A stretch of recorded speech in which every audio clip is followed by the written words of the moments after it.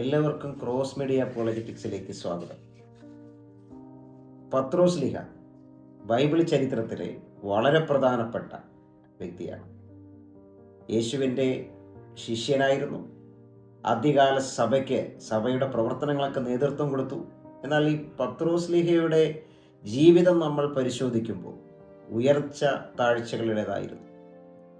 ഒരു പച്ചയായ മനുഷ്യൻ്റെ ജീവിതാവിഷ്കാരം നമുക്കവിടെ കാണാനായിട്ട് പറ്റും. യേശുവിനെ തള്ളിപ്പറഞ്ഞ പത്രോസ് കുറ്റബോധത്താൽ നീറി തിരിച്ചു വരുന്നതൊക്കെ നമുക്ക് കാണാൻ പറ്റുന്നുണ്ട്.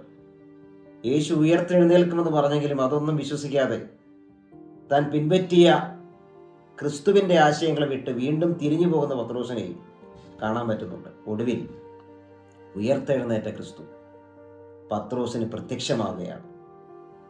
ധന്യനായ പൗലോസ് ലീഹ അത് പറയുന്നുണ്ട്, അവൻ കേഫാവിനും പ്രത്യക്ഷനായി.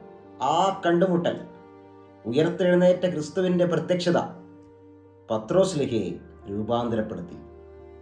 ധൈര്യമുള്ളവനായി തനിക്ക് അതുവരെ ഉണ്ടായിരുന്ന എല്ലാ ഭയപ്പാടിൻ്റെ അനുഭവങ്ങളെയും മാറ്റിവെച്ചുകൊണ്ട് നെഞ്ചു വിരിച്ചു നിന്നുകൊണ്ട് റോമൻ പട്ടാളത്തിൻ്റെയും അതുപോലെ യഹൂദ മതമേധാവികളുടെയും മുമ്പിൽ ധൈര്യത്തോടെ നിന്ന് താൻ പ്രസംഗിച്ചു, മറ്റൊരുത്തനിലും രക്ഷയില്ല, രക്ഷിക്കപ്പെടുവാൻ ആകാശത്തിൻ്റെ കീഴിൽ മനുഷ്യരുടെ ഇടയിൽ നൽകപ്പെട്ട മറ്റൊരു നാമവുമില്ല എന്ന് ധൈര്യത്തോടെ പ്രസംഗിക്കുകയും അതിനുവേണ്ടി പീഡകൾ സഹിക്കുകയും ചെയ്യുന്ന പിന്നെയൊരു തിരിച്ചുപോക്കില്ലാത്ത പത്രോസ് ലീഹയാണ് നമ്മൾ കാണുന്നത്. പത്രോസിൻ്റെ മരണം എന്നെ ആശ്ചര്യപ്പെടുത്തിയിട്ടുണ്ട്.